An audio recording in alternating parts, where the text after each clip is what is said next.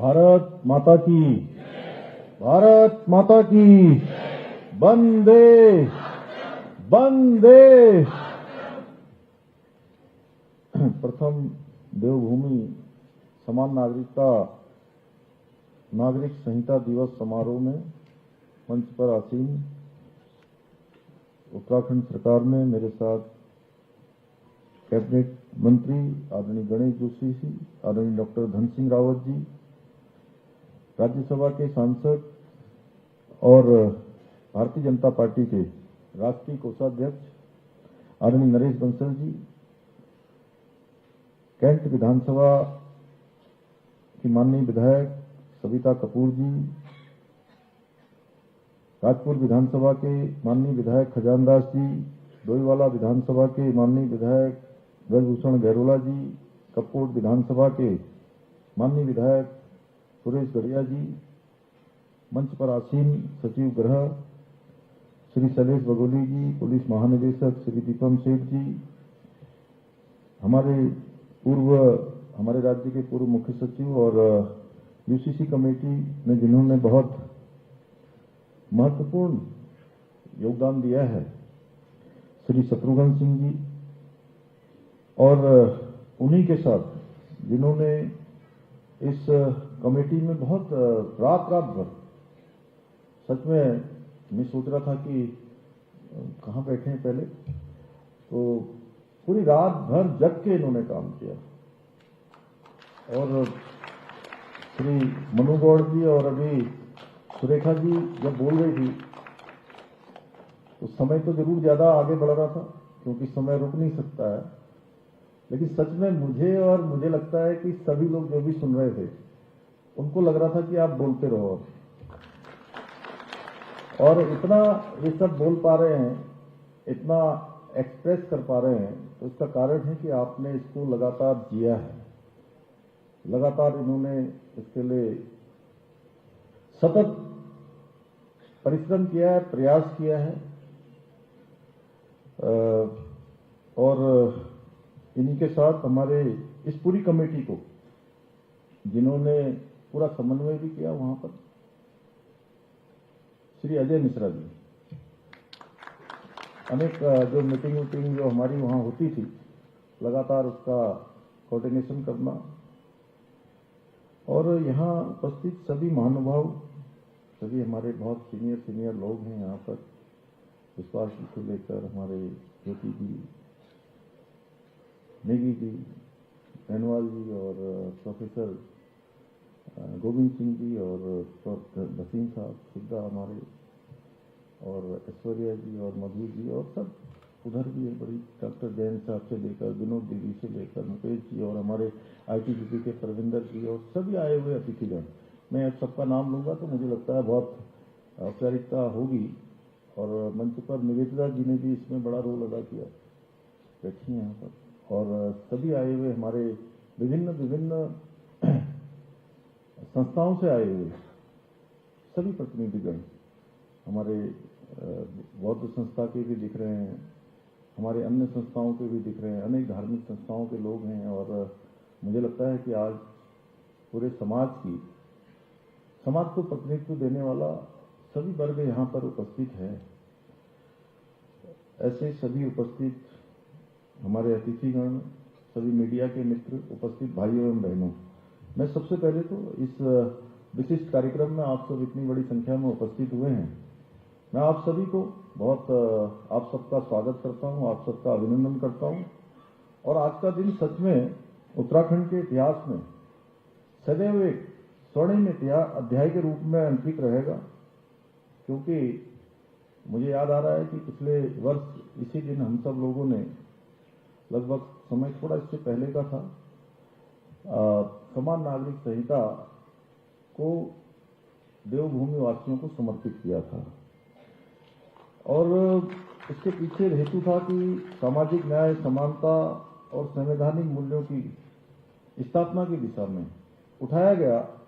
एक ये ऐतिहासिक कदम था। और ये ऐतिहासिक दिन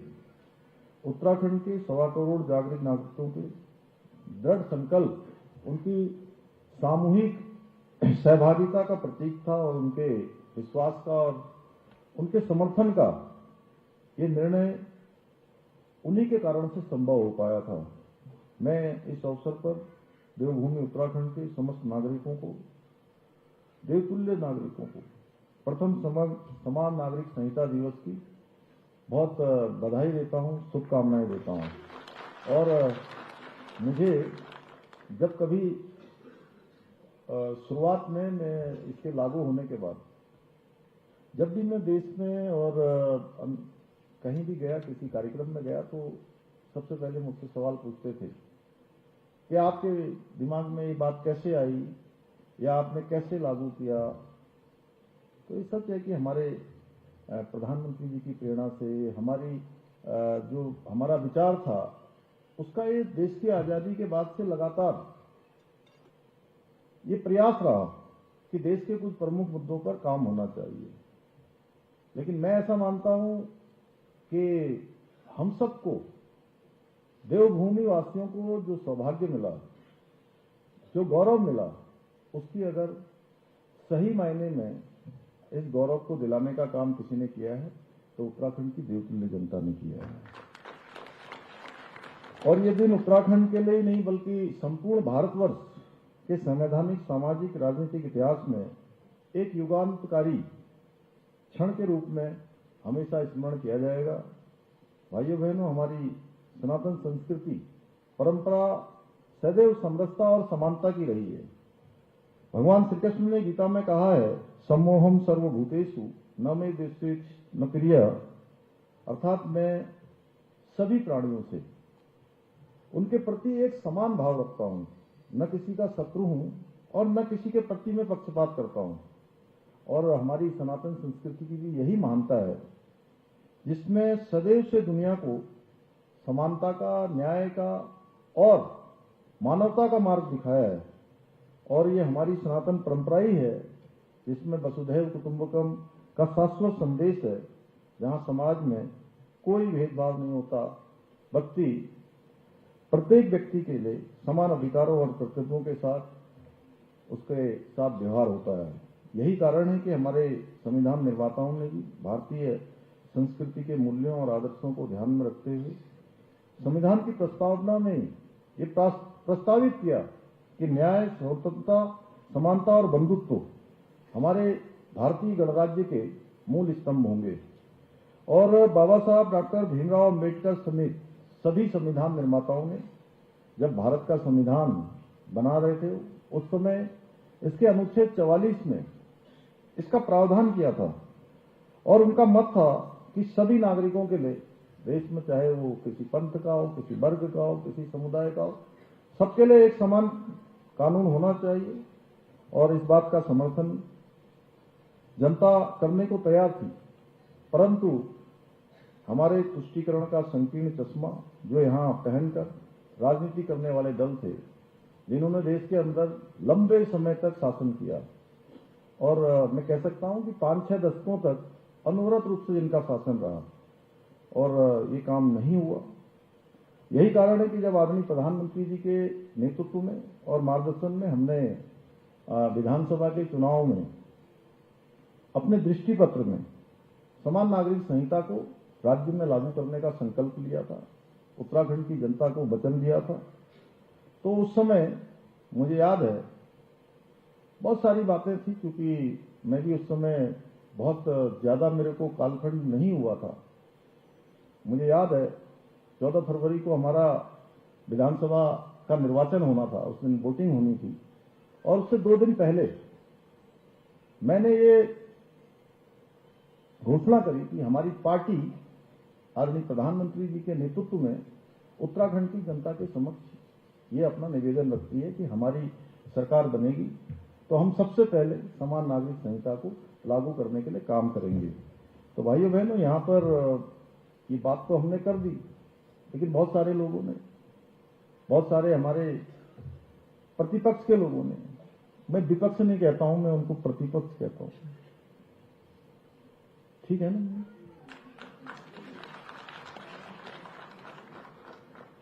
प्रतिपक्ष के लोगों ने हमारा बड़ा मजाक उड़ाया जी। और उस समय किसी को विश्वास नहीं था ऐसे अरे भाई, आपने वचन तो दे दिया, घोषणा तो कर दी, संकल्प तो रख दिया,